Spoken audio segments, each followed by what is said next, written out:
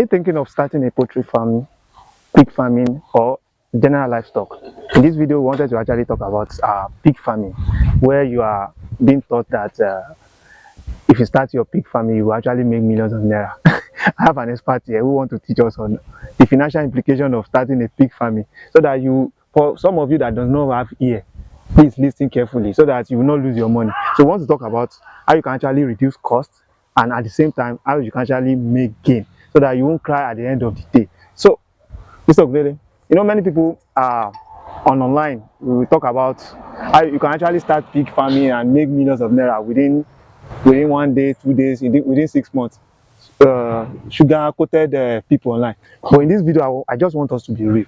Starting a pig farming, Yes. what is the financial implication and how can someone actually reduce cost so that someone will not lose at the end of the day? It's actually a question worth considering. Number one, you have to start small. Okay. It's depending on your budget. You start small, then you expand gradually. Okay. Because you can start with very few animals. Then with time, you expand. Maybe from the offspring you get. Okay, like you can sell some. Starting small, like we need to also attach the price. Like how many offspring, like 2, 3, or maybe 4? You can start with some winners, like you can have two female, 1 male, or you can start with 4 female and 1 male. 1 male. So that will amount to like how much? No, rough estimation. In the market of today, okay, you mean the prices? The prices. It depends on the breed. Okay, we have different breeds. Okay. We have, if it's going to be local breed, or if it's going to be exotic breed. Okay. And you know the exotic, we have different types. Yes. So since this video is not about going to the types of breed that we have, it's just about starting the pig and what you need to consider. If it's going to be local pigs, usually male animals we eat more than female. Okay. Except if the female animal is pregnant. It's not even at the early stage of pregnancy because one of the symptoms is loss of appetite. Okay, okay. But when it's at the later stage, the animal will eat more. So, and another reason why they don't keep many male animals in the pen now is because of the fight, dominance. Okay. And they can injure themselves and infestation can come in and diseases can come in. So when you start small and then you expand. So another thing you need to consider is you can source your food locally. Okay, to source the food. So that's to reduce costs. You can source your food locally. You can liaise with some restaurants around. That okay, your leftover, your waste, even if it's great, you are going to buy it. You can also contact, maybe if you have breweries around you, you can get some breweries waste. That means someone must be ready to make some sacrifice. Of course. In order to reduce cost. Every business requires sacrifice for it to be successful.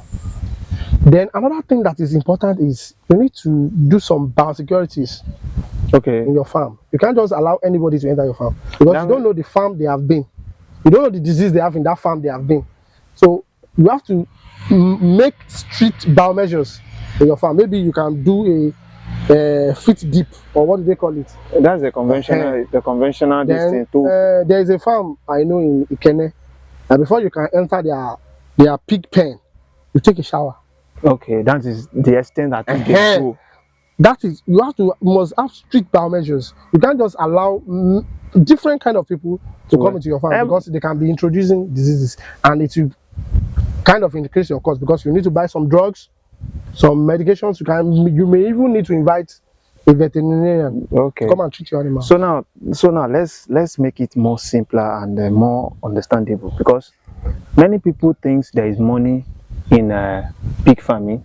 And at the same time, most people don't tell them that there is risk in it too. There are risks attached to it. Because as there is money there is also risk. You can make money there and you can also lose money. So someone needs to just understand the truth. And the truth is very, very bitter, because you can start and lose millions of naira. Yes. And at the same time, you can make millions of naira. Of course. But before you make that millions of naira, you need to consider some things.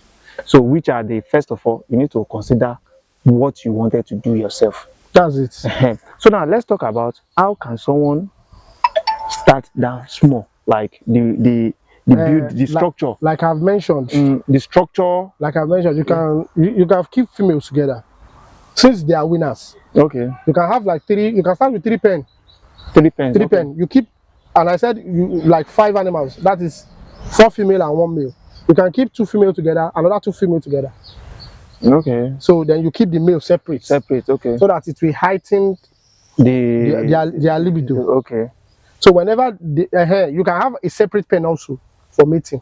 For mating, you first put the female animal there, then you go and bring the male animal. You introduce the male animal there. Okay. So, but if you have much more money, you can do AI.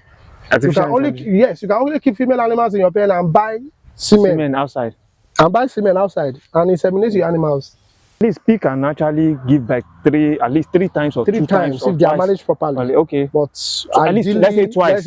Twice a year. So that the animal too can rest and take care of the offspring. Also, you know there will be a period of breastfeeding and stuff like that. So if you want to start small, you have to use your head, and you don't need to construct a giant pen with 20. No, you don't need that. So when the offspring are coming up gradually, then you can increase. You must have made some money, then you can increase. Then concerning feed, I've mentioned that you can liaise with local butchers. Yes.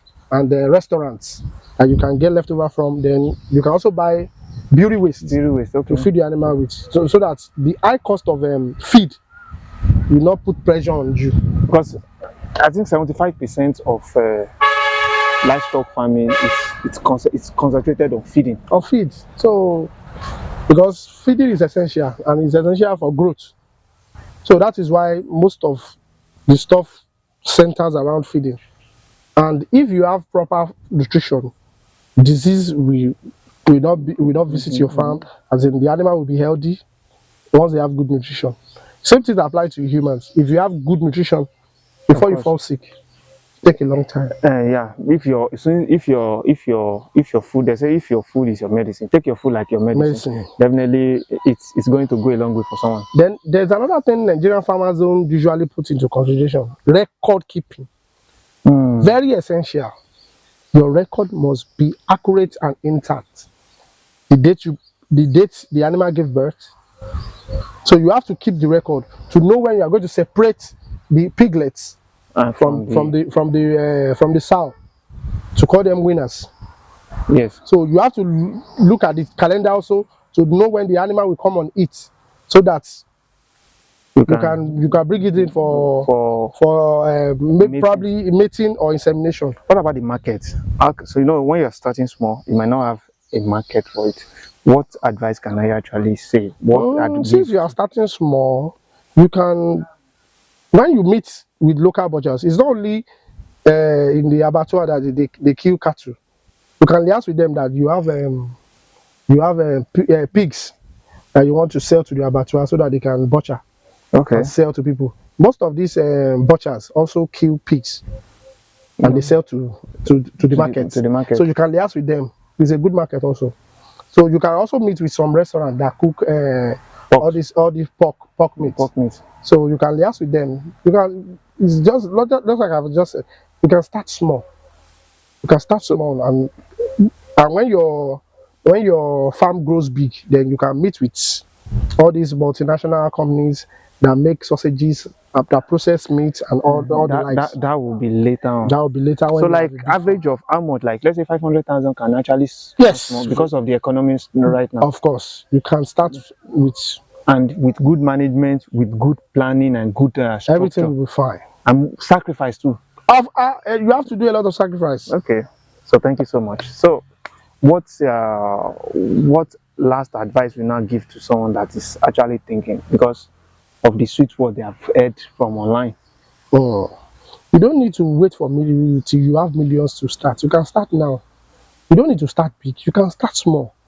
A trickle of water can become a mighty ocean. Yes, of course. So once you start small, you can get bigger with time. And with proper management, don't let us forget about that. Proper management is very, very essential. So with proper management, we come to the end of this video. So we are going to see you in our next video.